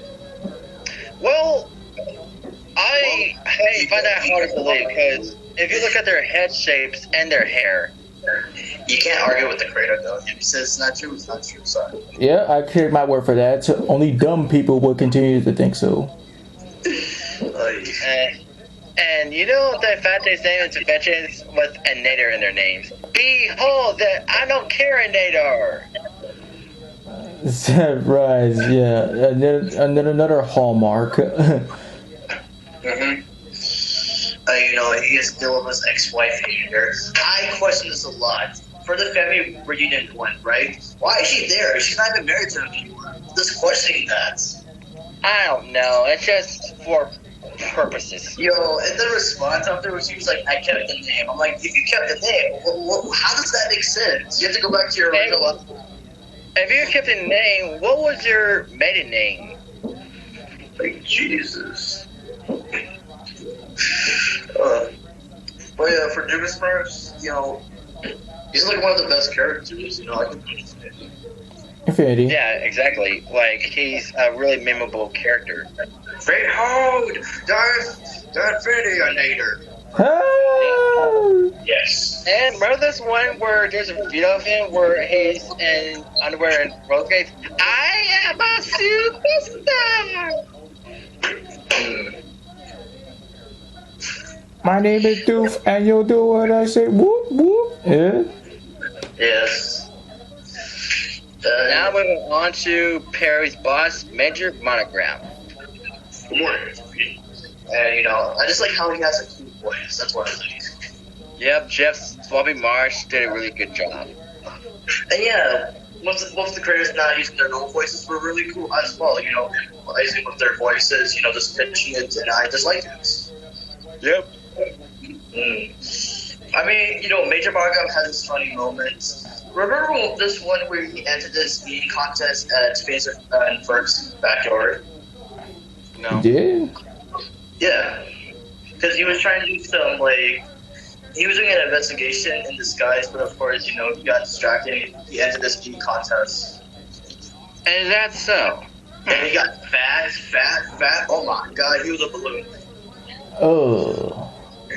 But one of my other favorite jokes is like with him and Nick Fury with the eye patches. Of course. Did you have that before? Yes. It's conditions from the doctor, but it's okay. And what's the point of having two eye patches? Because it makes him look cool. Be cool? You know what? That kind of reminds me of that one episode of SpongeBob. Remember when they were trying to find real treasure and Patrick had two eye patches? Yeah. Oh, yeah. Or two peg legs. No, that was SpongeBob with peg legs. Oh, yeah, SpongeBob. Funny moments from you guys? Oh. Like where the Canadian agent episode with that girl from Canada, and they're talking about the booze and then giving him boost antlers. Mm-hmm. I also like the one where he's introducing his son for the first time. Right.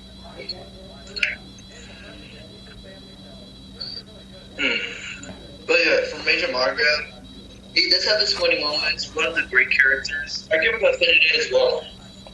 Yeah, he's a classic. You can't have an Agent P mission without him. Mm-hmm.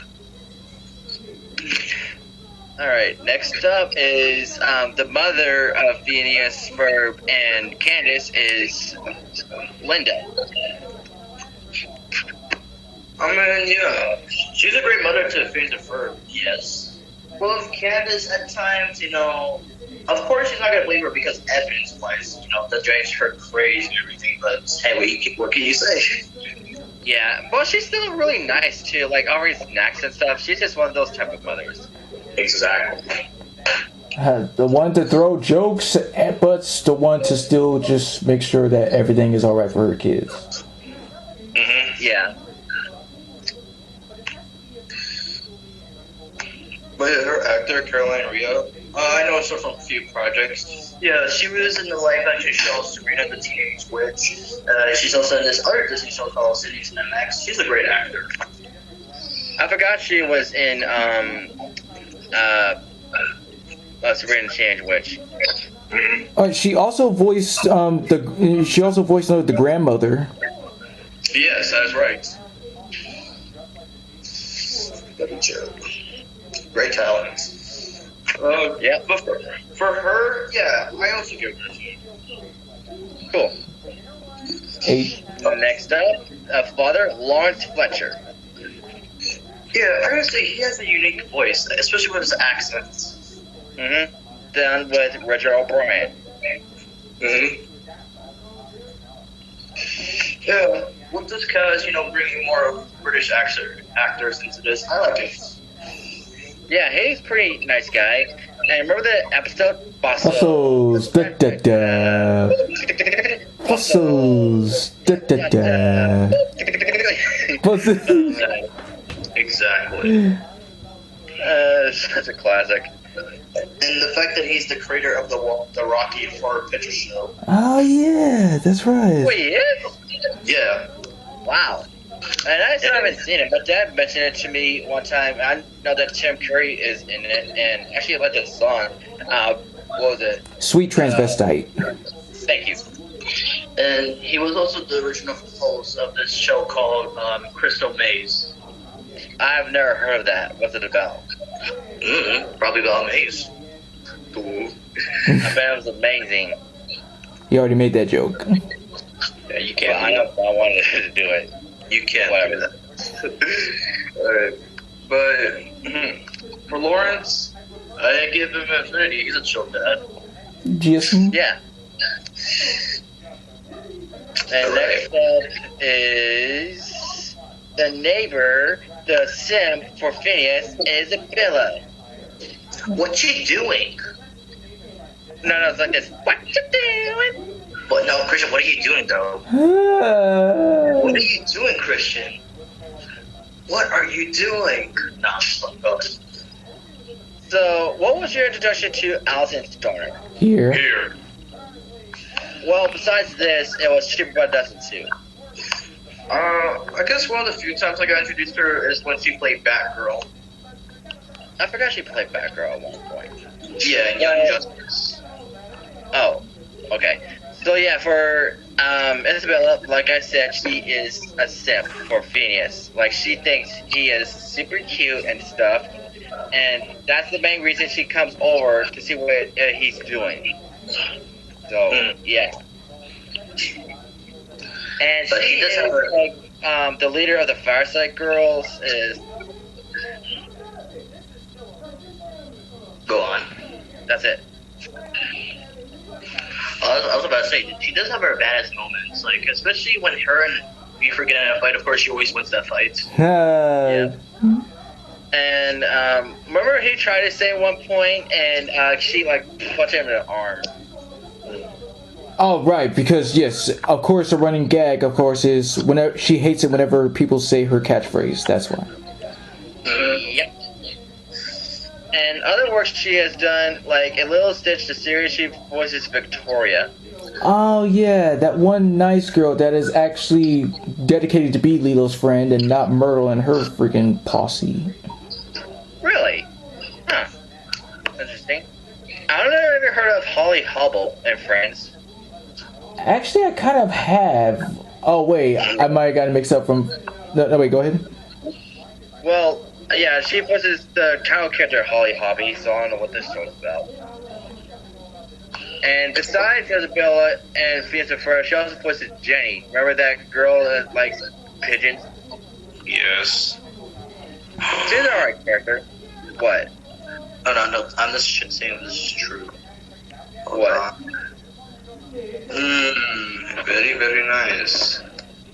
I'll tell you later. Alright, go on. Okay.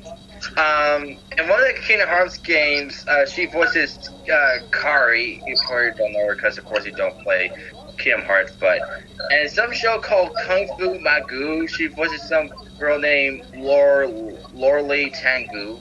Okay, sure. And you're right about that girl. Now she's Oracle. There's also some character named Bet Kane. And Little Engine that could, she voices the Little Engine, the 2011 movie.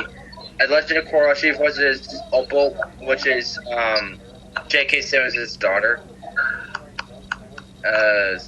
Wait, J.K. Simmons' daughter? Oh my god. Wait, J.K. Simmons. Oh, in the animation? Cool. Look, I forgot the dude's name, okay?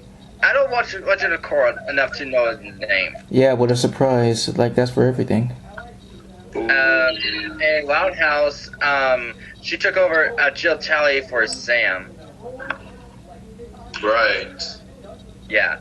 And Mel Mercy's Law, she puts two characters, one named Chris and one named Lydia. And Next. Yeah, that's like we don't need to get like everything. We can't always get everything information. So. That's fine. But yeah, what are your thoughts about Isabel herself? Besides, of course, her being a simp for Phineas. Aside from that, she still remains a little cutie patootie and always and what? Oh wait, right. It said that. I guess like it said that she was based off of or named after one of Dan Poppenmeyer's daughters. Yeah. Huh. Wow. Yeah, it was her daughter. His daughter. Yeah, his daughter. That's what I said. No, you didn't. You said her. I said his. You said her. Her. I said his. You said her. Her. His.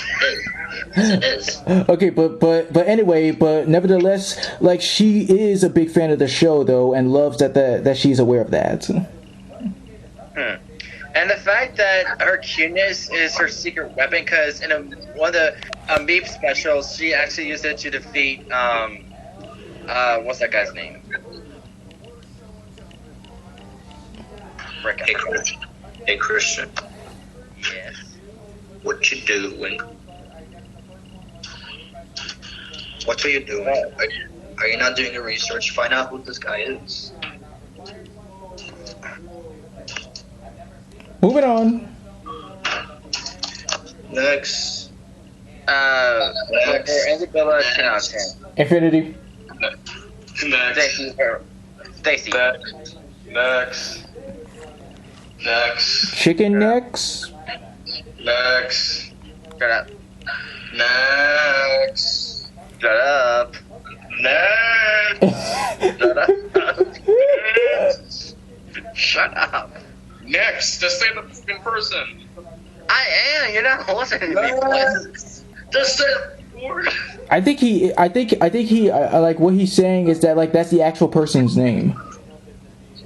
Yes, next is next. So next is a next that is a next that if you don't know about the next is next. Dork. Next. Stacy. Which is Candace's best friend. Next. For the love of God! Explain already. I can't if you don't shush about saying next. Who's you? It was what? Who's you? Whatever. So Stacy Horano has been Candace's best friend ever since childhood. She's with her time to time. She's sometimes with her with the bus and sometimes she ain't. And at one point, because of Candace's crush on Jeremy, and this like messed up with her hanging out with Stacy because they're supposed to do that, but instead Kate and just want to like do construction work with Jeremy. But every time she gets distracted by Jeremy, Stacy gets injured in some way. But she's really nice. You can't go really wrong with her. Oh, no doubt. Yes, always like how it's like how somebody needs to be, you know, like the straight person being the one to always just want to have fun and not waste it away on something stupid. And the fact that she's of Japanese descent. That's really interesting about her. But her voice actress Kelly Hu is from Hawaii. Yes, made her episode. And besides Phineas and Ferb, how did you get introduced to Kelly Hu? Who? Oh, don't start. but I do believe that it was X2 X-Men United as Lady Deathstrike. Oh yeah, so I'll go to live action, and yeah, and she also played as Karai in 2012 Teenage Mutant Ninja Turtles. Yes. And in Mortal Kombat X and Mortal Kombat 11, she plays as Devora, which is an X character. She was also in Spectacular Spider-Man. Yes. She is. Yeah. Yeah, her name is Shasha. Sean. Alright. Oh, and Scooby-Doo Samurai Sword, she plays two characters, Miyomi and Miss Mirimano. Yeah. Great movie. Yep. She played this one character in Under the Red Hood called Mrs. Lee, and many DC projects, she plays a character named Cheshire. I don't know if you ever heard of her. Yeah. Oh. And Green Lantern Emerald Knights, which I have as DVD, and she plays a character named Lara, and she does many other roles in her life. But yeah, Stacey herself, again, great character, really sweet. I give her an Infinity. Infinity. Same. Next up, Jeremy. Next. For the love of God, do you want to leave?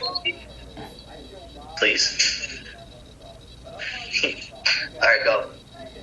Alright, so Jeremy is voiced by a Disney Child star by the name of... Yay! I finally did it. Oh, the world do without me. Hi, Christian. Are you gonna stop now? Stop what? Well, it's really shocking to know, because right around, like, even though last year it was Monster House when he played DJ, I was like, dude, how in the freak did your voice change so fast to play Jeremy? It's incredible. But all I gotta say is that... Yeah. Remember, he was the voice of Aang in the pilots. Yes, yeah. He is? Mm-hmm. Huh. But of Well, I course, do know is that my real Dutch name was Hannah Montana. Mm-hmm. But in reality, he went into some trouble in the past. Oh, fudge. I forgot what it was, but... Well, yeah, let's discuss about that. Just about good times. You're coming, Mom! About Jeremy, about, like, what I can really say is that he's just a cool dude, the one dude that always just have it good, and by have it good, just a good life, a good everything to just... Yeah, he's like I would say, in my opinion, he's the Maurice from Juniper Lee type of guy. oh yeah, since you mentioned that, yes. Yeah, you see, you got cut off. Will you finish, please? No, I finished. Are you sure? Yeah, because I was agreeing with you with your statements. All right then. Any opinions on Jeremy? Yeah, I agree with you. Jeremy is a really cool guy. I have no problems with him. And yeah, he seems like a guy to hang. Blitz? Oh no, that's it. So for him, Infinity. Same. Alright. Next up, I'll let you explain fresh about Baljeet. Okay, so yes, he's just a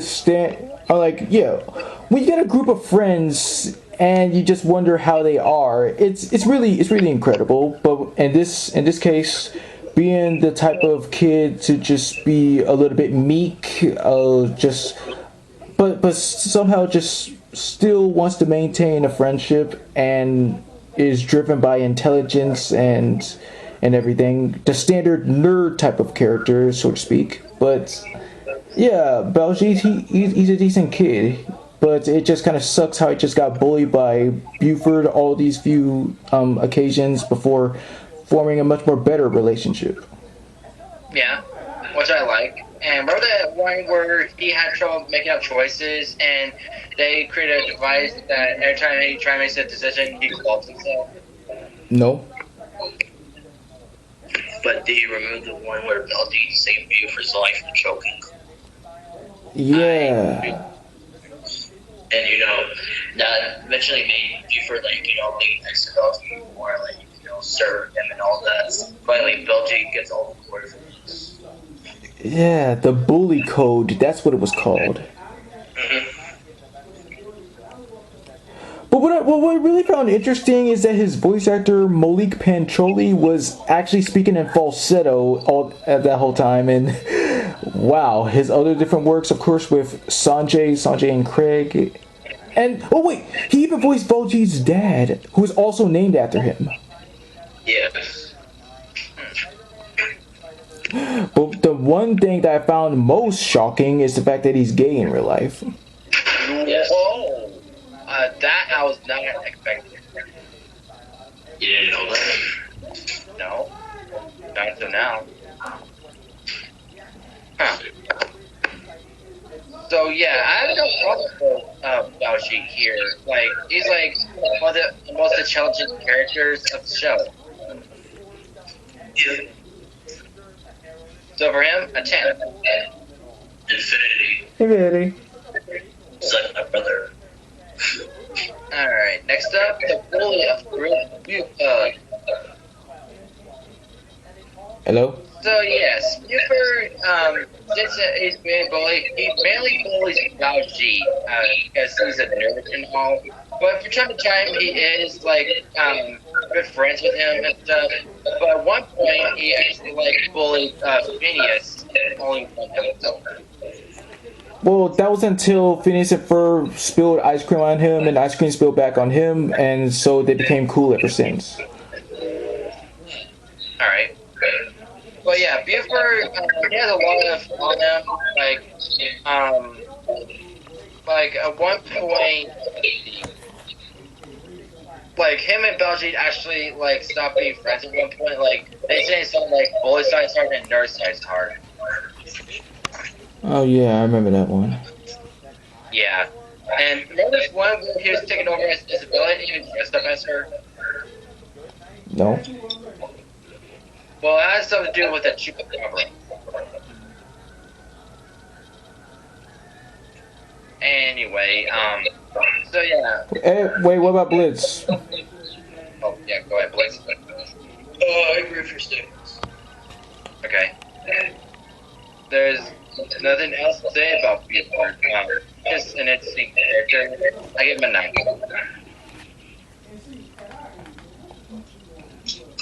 7. 7. Alright. Okay, are we gonna go? Because I don't got all day. Okay. Let's talk about Vanessa. Alright then, so we have Vanessa, voiced by Olivia Olsen. This is one of 2 how I got introduced to her. The first time was Adventure Time. I got a shirt like this as well, and Adventure Time. Adventure Time. So yeah, and it's so cool how she's so linked to this show and Adventure Time, considering that her father worked on both shows. Yes. Yeah, which is pretty cool. And he was especially in one episode of SpongeBob. Yes. That was Wait, what? Yeah. It was the Mermaid Man and Barnacle Boy episode where they dress up as the super acquaintances. I mean the Legion of whatever it was called. Yeah, and he played the chief that was kissing himself. Oh, right. That's right. And besides Adventure Time and Phineas and Ferb, she also appeared in 2016 Perfect Girls as Bliss. Oh, what? Whoa. You're shocked by this now? No, I didn't know that, dude. Because I thought you knew that at the start. I thought we told you about this. Look. Since the show is so dumb, and since it just killed everything that was responsible about the original OG, things change. Okay, it's their fault for changing up things. Wait a minute. Yeah, the last time we mentioned this was when Kristen did that stream about the reboots and everything. Hey, well, look, it's the start of a new month, and I had this big plan and everything, and like everything just didn't really go It's so. gonna be May. But this being those typical teenagers, doesn't care that much. But with Vanessa, she's totally different though. She cares for her father at times, but there are times where her father could better serve her friends. Yeah, and she's a right character, and the fact that in the future her and Ferb are dating. This is legal, and yeah. Remember when her ex-boyfriend that was voiced by John DiMaggio? Yes. Which I didn't know until you mentioned that a couple years ago. But later on, he started to be voiced by someone else. But yeah, I give her Infinity. She's one of the best. Really? Yeah, and remember when I mentioned about Busted? So yeah, the way how Olivia and Ashley both seen it, and they have really good singing voices. No shit. All right, next up, her mother and Jim's ex-wife, Charlene Jimsworth, aka Allison Janney. So yeah, we really mentioned her a lot in Finding Nemo and much other media, but she did great, I would say, but terrible character, goddamn. Well, yeah, because she mainly goes there to like put a lot of crap on Doom. Even if Doomsburst is doing way better than she is. Well, and for some reason in the second dimension that they're pretending to be divorced. Oh yeah, I remember that. Damn. For her? Yeah, I give her a 4. Yeah, no disrespect to Allison, I give her a 3. Now, great actor and character a little bit, Roger Jubensmirch. Yeah, voiced by John R. Hurley. Yeah, the first time I got introduced to him was SpongeBob SquarePants. Me too. Mm-hmm. And this one. And of course, another time you will get introduced to him is the Looney Tunes show. Yes, playing as Lola's father, Walter. And many other characters, but yeah, with Roger being the mayor and Jim's brother, it gets kind of messy here and there. Yes. It's all about favoritism and all that, and people can relate to that. Oh no, can't really imagine why. Just being like, oh, you're my favorite child. I don't give a shit about this boy. Well, luckily, I'm the only child, so I have no really any favoritism. That's not a flex. But anyhow, Roger, despite being loved more than Duke, he's alright character, being the mayor and all, and yeah, there's nothing wrong with him. I give him maybe an 8. Same. 6. Oh yeah, and also in live action, I got used to John O'Hurley in Seinfeld, where he played Elaine's boss. Alright, next up is Carl. Don't you mean Carl? Yeah, Bliss is not joking. His name is really Carl, which is Carl with the first name and Carl with the K last name. It kind of reminds me of Family Feud. Abu. It reminds me What's it's your like father's name? from Crash Bandicoot. Of course, Mario. Luigi Mario. Legit, that's how it is. Well, yeah, Carl is the assistant to Major Monogram, and he's not paying attention, but he does get college funds. And what's really cool that he took over as commander in the future, and he's got a sick mustache. Yes. But what are your thoughts about Carl? He's Carl. That sums it up just fine. Yeah. Unless you want to play a theme song. He's Carl. I don't remember the rest of the lyrics. Ooh. Alright, next. the grandmother and mother of Linda, Betty Joe. Yeah, even though we explained about her a little bit, but yeah, she's a great grandmother in my opinion. Yeah. Yeah, what was most interesting was the roller skating episode, Crack That Whip, where it revealed that she lost the trophy to Jeremy's grandmother, who freaking cheated. Yikes.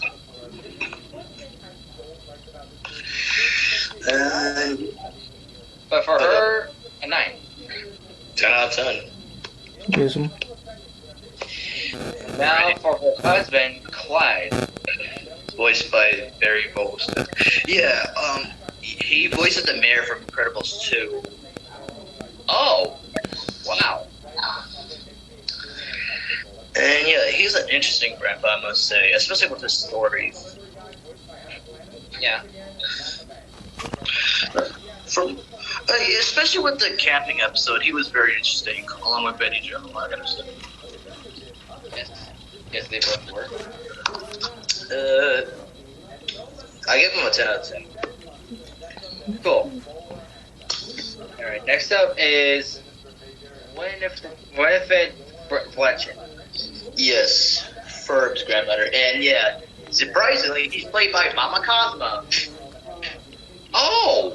Whoa. Yeah, that is a sniper. And Billy Manning fans would know her as Pudding. What? Oh my god. I didn't know this up until now, the similar freaking voices. Oh my god. I'm so surprised. Did you use her for your Pinocchio episode? No. I mean, yes, I know I did, but I just never put those together, the two voices together. Like, it just took me up to here to realize that they both sound the same, but oh my god, that is crazy. And remember, she played Helga's nanny from Hey Arnold. What? Yeah. But of course, how I got into this was, both Fair Parents and Phineas Ferb. Yeah, Phineas and Ferb and Failure Parents. Very loud parents. Yes. But, yeah, nothing but, also a good grandmother. And now for Ferb's grandfather. Reginald Fletcher, Malcolm McDowell. Yeah, again, we did explain our opinions about them. Yeah, it's very interesting, especially how Malcolm played him. Yeah. I'm just trying to figure out how I got interested. Yeah, one of the few times, it was famous for. Another time was Teen Titans. Yes, Teen Titans for me too. Oh yeah, Madbot, and he's also Metallo himself. Yep, and he played a character, Baron Von Ghoulish, in Billy Mandy. Yeah, he was also Alex. That's his best known role, Alex from A Clockwork Orange. And don't forget the villain Bolt. Oh yeah, Dr. Calico or whoever his name was. And he played Shifu's dad in Kung Fu Panda Legends of Awesomeness. Huh. How about that? He was also in the Halloween movies. Yes. I did not know that about him. Well, yes. Quite a gentleman himself, along with his actor. I both give them 10 out of 10. Affinity, because he's like one of the great actors ever, and one of the great Metallo actors. Alright, next up, Jack McBrayer. This was my introduction to him. Wreck-It Ralph. Well, yeah. No, wait. It was what was it? Cats and Dogs Revenge of Kitty Galore, yeah. Oh. Yeah. Oh. Yeah, Jack McBrayer. I know, some people not, reflecting on this character much, because being a stalker and all, but I found him as an interesting character. Yeah, even though he can be a little bit of an obsessive fanboy here and there, just chill, dude, okay? Yeah, of course, other works, as you mentioned before, Wreck-It Ralph, Fix It Felix, and another one was Wander Over Yonder. Talladega Nights, Forgetting Sarah Marshall, let's see. Big Bang Theory, another one. Despicable Me. Yes. God, I hated that character you played. Not the guy in the beginning, but you know what I'm talking Yes, the Carney. Uh-oh, somebody's got a frowny face. Oh, okay, my turn. Do it! It took me a while, what you said that it hit me. Like, okay, my turn. Look, buddy, I got the pyramids up. And he gets Yeah. flopped by himself. Yep. I got him. Nope, you don't got him. And the fact that he wasn't paying attention because he's wearing a flyer.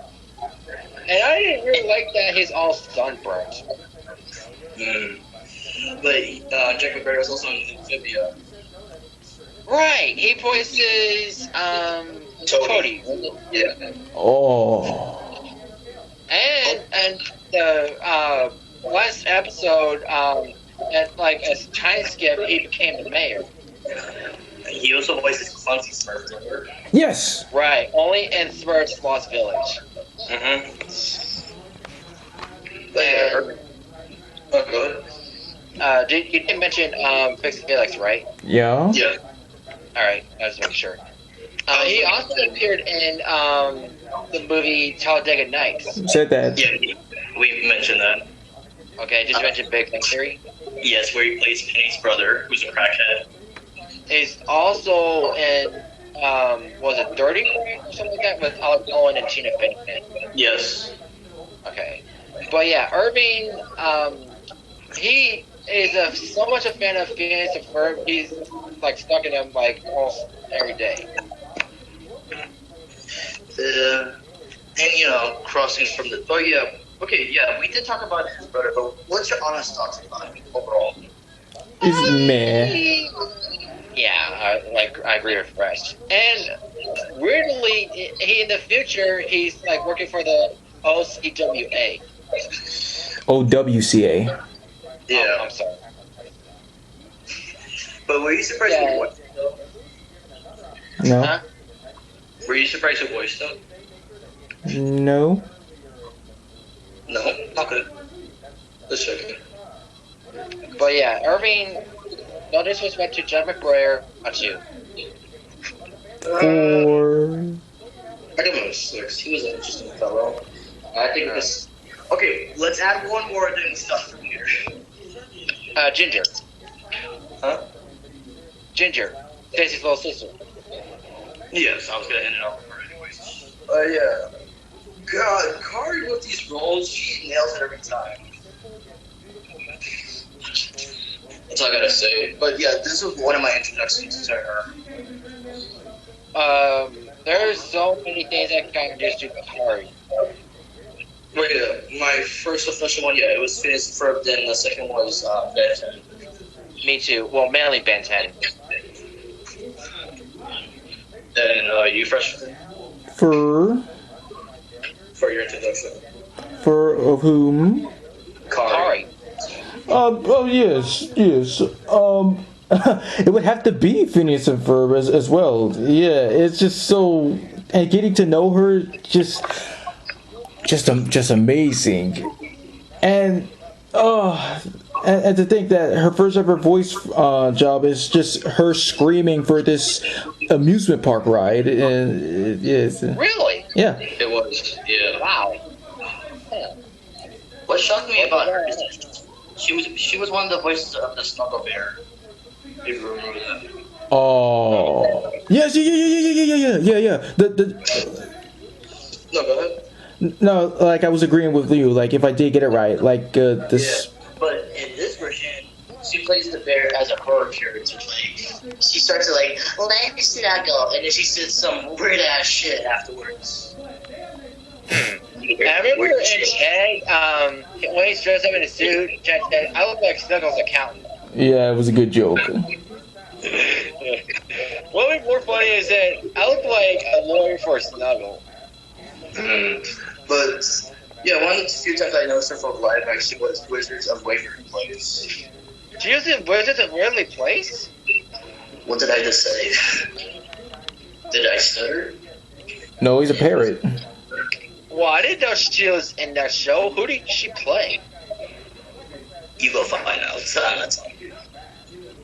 Fine. Yeah, I'm gonna be bitchy today. All right, enough of this crap. We got one more section with the songs, so let's kind of wrap it up. Oh, I'm the bitchiest bitch of all time. What's up? I'm a fish. Okay, like you did. I don't like. That was a little bit uncomfortable, but. Like, you don't think so? Okay, if you say it in jail, then it makes it even much more worse. Just 2 words. Don't drop. Hey, yo, what were you just doing? On the no, toilet. I'm just taking a breath because I just lie down on my stomach. My mom's gonna get Derek Green. Alright then. All right, we got one more section. The songs. Okay, good. No, you go. I was just explaining. Well, when you said one more section, I thought you said the final husband. So if he brought that up, alright, I'll let you go first. Of course, yeah. It was one of the many impressive original songs to come up with for a show. They really did pull it off with the music. That's one of the hallmarks of the show overall. But my most favorite one would have to be Pin Bowlin' from the episode. What was it? Yeah, it was that one bowling ball episode. Remember?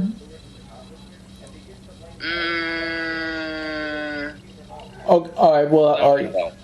Well, figures. But yeah, Candace had this plan to go Jeremy to this carnival, but she's scared of heights because of the Ferris wheel, and yeah, like it was that one episode. Really? Huh. Alright. Oh no, you could have continued without me. Oh, okay. Well, okay. So, and any like favorite songs? I love all songs. All right, fair enough. Well, yeah, they're so memorable. Like, I did mention Busted earlier. Also the Fireside Girl song. There's also Backyard Beach. What's another good one? You're Fabulous from the episode we were getting the band back together. Bobby that back. one's a classic. And there's also Ain't Got Rhythm, sung by Sherman, voiced by Steve Zahn. Oh, yeah, that's right. Many two surprises. Yeah, Steve Zahn being there, and also Jared Reddit as Danny, who also voiced freaking Chuck E. Cheese to this day. Oh! Oh, wait! Chuck E. Cheese. They're planning on having a Funko Pop for him soon. And even better, Jared Reddit also sang the freaking theme song for the show. Their band. That was him? Yeah. Get out of here! That is awesome! Hello? Well, Fresh? what? Oh. What? Oh, you're quiet. But yeah, that's a pretty shocker. Another good Phineas and Ferb song. Well, a really heartwarming one where they sung a song about Perry. Yeah, I did like that part where Candace was running out of rhymes, and it was like, and change my name to Larry. Larry, I ran out of I rhymes. remember that one. Let's see. Any other? Oh, of course, like I like the Chariot song from the episode Grease Lightning. Yes.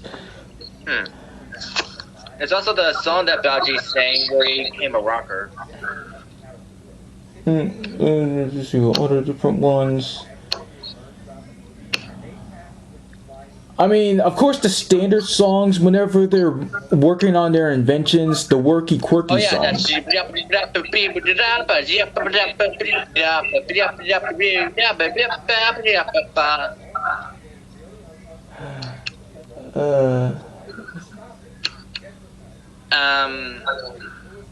There's also what?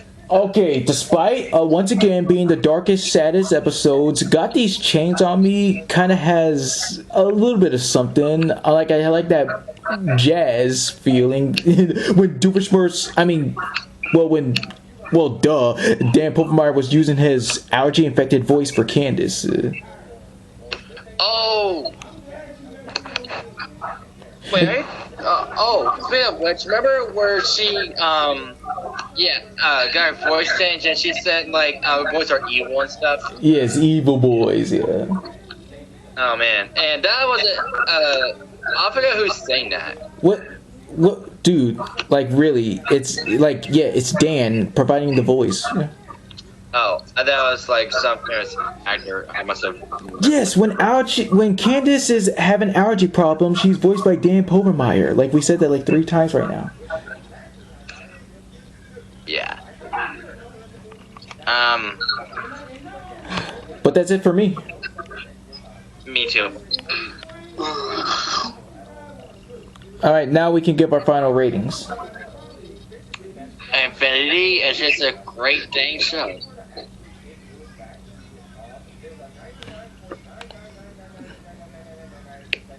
Hello? What? You go. Okay, yes, one of the best shows of all time. Yes, there's nothing to sugarcoat that. It's just a gem for everyone to enjoy, to relate to try to wish they had, and well, it's everything holy that you ever want out of Disney.